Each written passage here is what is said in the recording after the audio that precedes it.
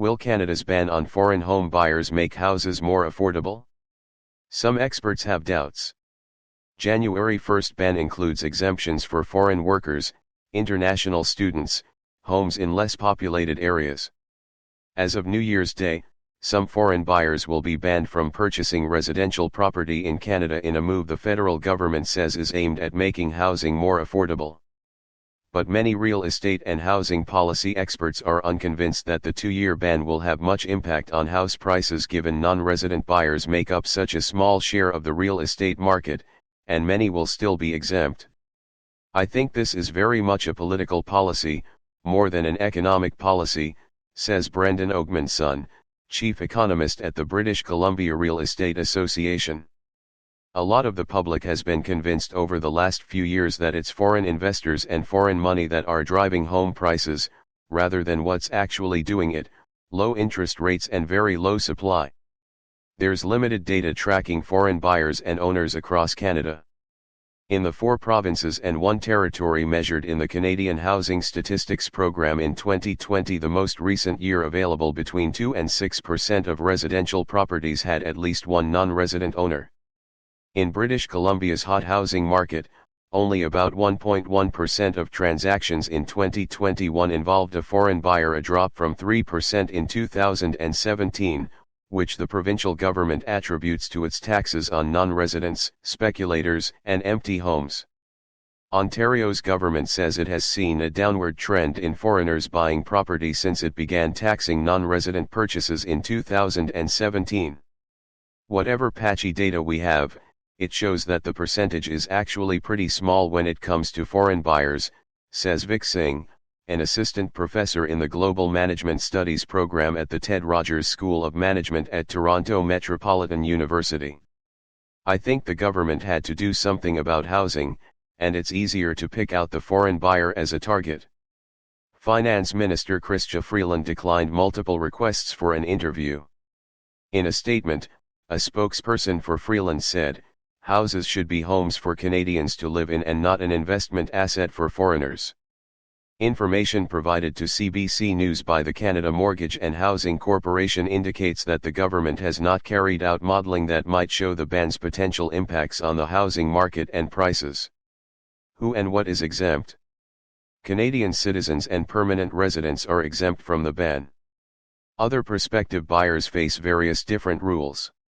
International students and foreign workers are allowed to purchase one property, as long as they have lived in Canada for a certain number of years, signaling their intention to become permanent residents.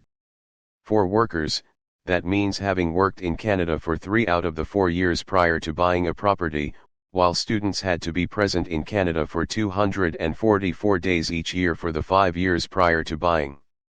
International students cannot buy a property for more than $500,000.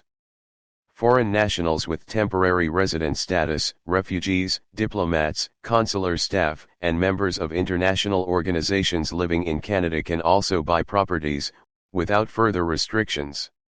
Under the ban, non-Canadian entities, such as overseas corporations and foreign-controlled Canadian entities, will be banned from buying property.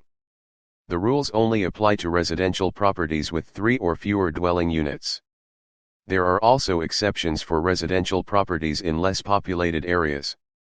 Recreational properties such as cottages, cabins, and other vacation homes are exempt. Non-residents who buy a home in contravention of the ban, or realtors and lawyers who help them, can face a conviction, and be fined up to $10,000. The federal government can also apply to the Superior Court in the province where the home was purchased for an order to sell the property. The Canadian Real Estate Association, CREA, was concerned about the added costs and potential legal risks that realtors might face while trying to determine the eligibility of buyers and properties. As a result of this legislation, buyers can expect realtors to ask more questions and request additional documentation from all clients, a CREA spokesperson said in a statement. A warning from New Zealand. Freeland's office pointed to New Zealand's ban on foreign buyers as an example of a peer country implementing a similar policy to improve housing affordability. However, experts there say it's fallen far short of success. Prior to New Zealand's 2018 ban, 2.9% of home buyers were non-residents. Their number has since dropped to 0.4%, yet house prices continued to soar, reined in only by this year's interest rate hikes.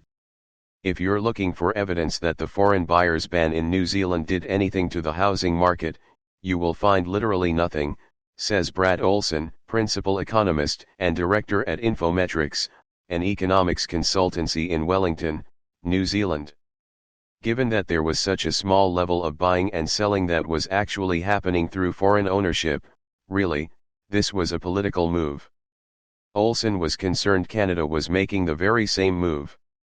It smacks of exactly like in New Zealand, a real big political focus that makes a big splash and everyone gets quite excited. We proffered at the time of New Zealand's ban that nothing would change, and nothing did. Unexplored options.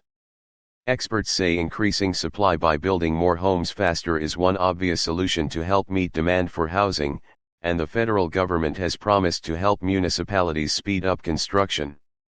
But the types of homes being built also matters, says Singh. If you build 1.5 million homes and if they're not affordable, that's just going to lead to investors scooping up more of the supply. The government is also targeting investors with a new anti-flipping tax from January 1st, on owners who buy and sell a home within 12 months. Experts told CBC News there are still plenty of other measures the federal government has yet to explore, such as expanding taxes on foreign buyers, like those in BC and Ontario, to new areas, or broadening its tax on empty homes beyond non-residents.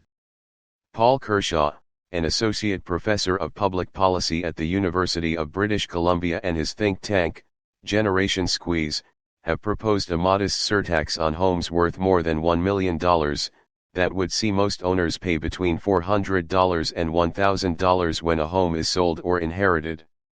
That small sum, Kershaw said, would add up to billions of dollars in annual revenue that the federal government could invest into affordable rentals and cooperative housing units, as well as rebates for renters. We have to rebalance and say, here's the principle: housing is for homes first, investment second, he said. Kershaw is less cynical about the foreign buyers ban than some other experts, though rather than a silver bullet for housing affordability, he expects the ban to be silver buckshot at best. It's one probably modest tool in the toolbox, whereas there are many other tools that we need to pull. An associate professor of public policy at the University of British Columbia and his think tank, Generation Squeeze, have proposed a modest surtax on homes worth more than $1 million, that would see most owners pay between $400 and $1,000 when a home is sold or inherited. That small sum, Kershaw said, would add up to billions of dollars in annual revenue that the federal government could invest into affordable rentals and cooperative housing units, as well as rebates for renters. We have to rebalance and say, here's the principle: housing is for homes first, investment second, he said. Kershaw is less cynical about the foreign buyers ban than some other experts, though rather than a silver bullet for housing affordability, he expects the ban to be silver buckshot at best. It's one probably modest tool in the toolbox, whereas there are many other tools that we need to pull. It's one probably modest tool in the toolbox, whereas there are many other tools that we need to pull. Subscribe our YouTube channel and click our bell icon for new videos.